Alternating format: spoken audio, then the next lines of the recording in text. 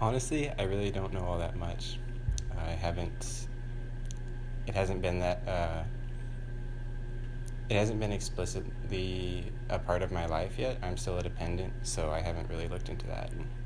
I don't know very much about healthcare at all, to be perfectly honest. I know that the Affordable Care Act, from my experience, doesn't really help the people that it needs to help necessarily.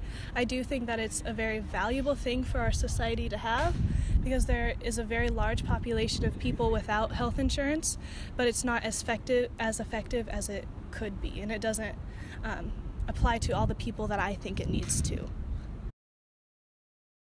I know that it was a way to try to it was like one of the first steps for like universal healthcare, and so it basically what it does. I know, at least from what I know, is that basically like people of different incomes play like different amounts into like a pool, and so that allows people who originally can't afford healthcare or have I forgot what they call it, like pre-existing conditions to get health care and get the needed care they need. But of course, there's a lot of conflict and controversy surrounding it. I know sort of the basics of it. I've not had to use it myself. I mean, I know that it's what is allowing me to stay on my parents' insurance till I'm 26. I know that basically kind of the setup is that the government acts as a facilitator for private insurance companies to get their products out to citizens. I believe everyone is supposed to have insurance under it, and I know a lot of people are having issues with the fact that the insurance plans offered by the Affordable Care Act are much more expensive than people thought they were going to be. The premiums are already going up a lot. Yeah.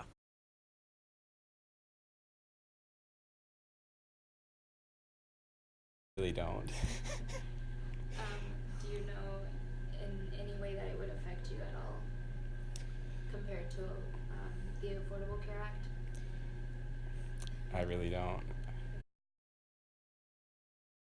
Not very much. Okay. Do you know any ways that it would affect you personally? I believe you have to be a U.S. citizen to qualify for it, and I'm used to being from Oregon, and we have the Oregon Health Plan, which is a different type of. But if the Oregon Health Plan is similar to the American, what'd you call it? American Healthcare Act, then you have to be a U.S. citizen. Your income has to fall beneath a certain line for your household, and a lot of the times, the monthly cost for your insurance is too high for the people that actually need it and can afford it. Your medication isn't covered as much, and it just doesn't help really the people it needs to. Yeah. I actually don't know that much. I haven't really researched too much into it, but I know there's a lot of things that I know there's a lot of uproar about the new things they put as pre-existing conditions, uh, like things just things that basically natural to that just seem ridiculous. I know that it's going to take a lot of people off their insurance. Several million last I checked.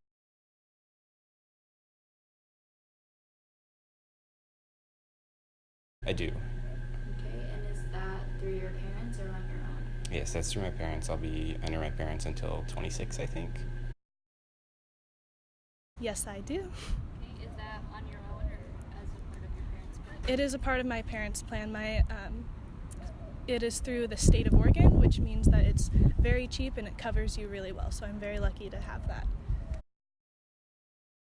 Yeah, Okay, is that on your own behalf or on your parents' behalf? my parents. So you mentioned you currently have health insurance, and is that through your parents? Yes.